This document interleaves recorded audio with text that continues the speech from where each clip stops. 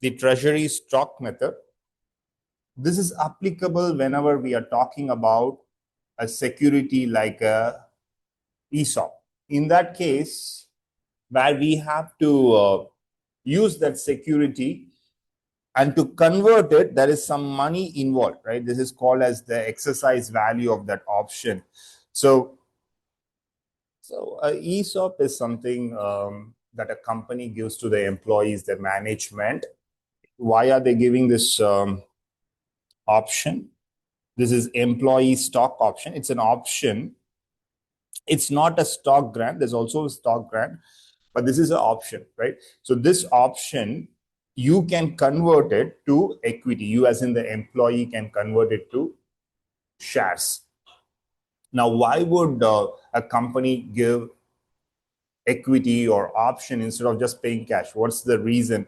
This is not related to FSA, but it's related to your corporate issuers, right? What's the reason? Why are they giving this option, stock option? Is it to give higher compensation? B, to reduce conflict of interest? Now, this has got nothing to this question, got nothing to do with this chapter. Just think about it, because this is something that we will talk about when we come to corporate issuers or corporate finance. So when we give an option, why are we giving this? As a management or a board of directors, you're making a decision to give options to your CEO, CFO, etc. Why are you doing that? Is it to give more money, or is there some other reason like reducing the conflict of interest? What do you think? You just take a guess at this point. Reduce the conflict of interest, right? Perfect. Now, conflict of interest with who? This is correct. I mean, if you want to give higher compensation, you will just give cash. Why are we going through the route of giving ESOP? It's to reduce the conflict of interest. Who is having a conflict of interest with who? Management and the employee. So among the employees. So you want to reduce the conflict of interest there, okay? So if you look at a corporation, there is in any kind of a entity, there's a principal. The principal is the one who is investing the money, right? And there are the agents, right? The agent works for the principal, right? So for a public limited firm or even a private limited firm, who is the principal? The shareholders, right? The shareholders are, see, if you are running your own sole proprietorship, both are the same, right? You are the principal and you're also running the operations. Then there's no problem, right? There's no conflict of interest. The conflict of interest comes when you are giving money. Let's say you're investing money in Meta, right? But Mark is running this one, right? Mark Zuckerberg has some shares, 18-19%, but he's making all the decisions, right? So he's the CEO, or he's going to appoint some CFOs, etc. Now, they are working for who? For the principal, right? So the principal is the shareholders. Then the principal wants to oversee these management, right? The management are working for the shareholders, because every shareholder of Reliance or Tata Steel cannot go and run the company, right? So you are going to appoint someone to oversee this. This is called as your board of directors, right? And the board of directors oversee the management. Now, if you don't oversee the management might take a lot of compensation. They might do things that is not in the best interest. So how do you align that interest in the best possible way with the principal? By also giving them equity, right? Because then they will start to think like owners, right? So that is the reason why many companies, particularly in the tech space, startup space, they give equity or options. The other advantage is that there is no cash outflow right now, ESOPs, etc., or non-cash compensation. And more like last class we said, sometimes you have to remove the the depreciation. So there are non-cash charges like depreciation and amortization. This one also is a non-cash expense. Okay, all right. Okay, so now how does this ESOP work? Is they are going to say you can exercise at a certain day, say today's date, June 11th. So we grant them these options today.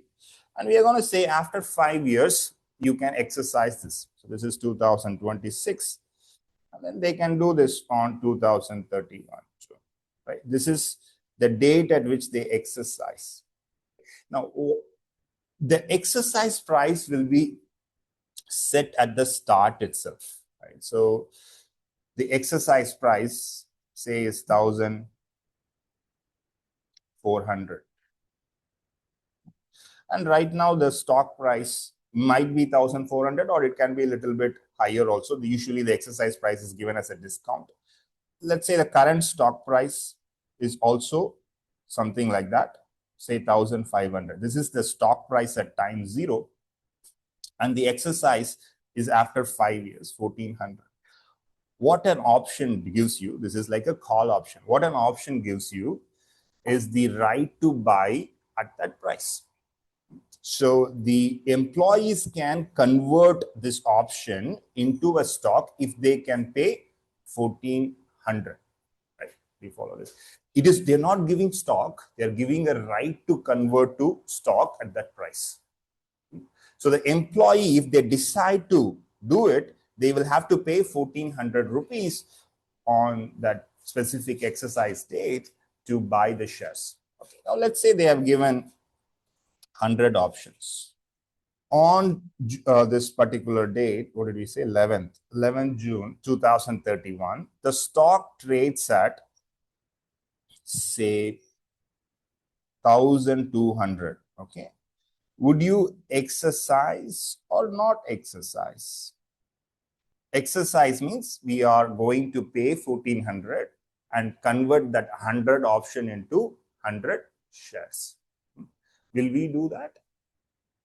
We won't do that, right? Will we do it? No. Why will not do it? Because in the market itself is available at 1,200. Why would we pay 1,400? It doesn't make sense. So we will not exercise in this scenario. But perhaps, hopefully, the goal is that if you have added value, the company would have grown, the share price would have gone up. And let's say it is 3,000 now. Would you exercise? Yes. You will exercise. But to exercise, you have to pay cash. How much cash are you going to pay? 1,400 multiplied by 100, right? So you're going to pay 140,000 rupees. But you're getting 3,000 worth of stock, 3,000 into 100, 3 lakhs or 300,000 worth of stock you're getting. Okay, so now this is going to, if this exercise happens, this is going to lead to a increase in number of outstanding shares. Total outstanding shares will increase by 100. So if you think about as a EPS calculation, the denominator will go up by 100. But in Treasury Stock Method, what we are going to assume is this cash inflow they are getting. How much is that cash inflow? 1,400 into 100, because the employee has to pay this to exercise. The company is getting cash inflow. They're going to use that to purchase shares from the market. Okay, so that will reduce the number of outstanding shares. So two forces, they're issuing new shares, that is going to increase the number of shares. But because the employee, when they vest and exercise the option, they're going to pay some amount, they are going to be using it to use that cash to purchase back some shares, so that the effect of dilution is reduced. It doesn't mean they have to do it. We are going to assume that they will do it. Okay. And when you purchase a common stock from the open market, it becomes what is called as treasury stock. And these are no longer used in EPS computation. This is no longer part of the balance sheet's common capital. Okay. So it comes out of the pool. So that's why this is called as Treasury Stock Method. So I'll just do this illustration here. So let's say they started with 10,000 shares initially, company's outstanding shares, and the net income is 100,000. Simple numbers, we'll keep it. So right now, at time is equal to 0, what is the basic EPS? let's say there is no preferred stock, convertible debt, etc., only common stock. The basic EPS would be net income by outstanding shares is going to be $10, right? So net income is 100,000 and outstanding share is 10,000. So EPS is $10 per share. Now let's talk about the diluted EPS. How would we do it? I'm going to move this basic EPS away so that I have space. For diluted EPS, using the Treasury Stock Method, what you would do is the net income is what it is, 100,000. But for the denominator, your current outstanding shares, 10,000. Now to this, I'm going to add how many shares?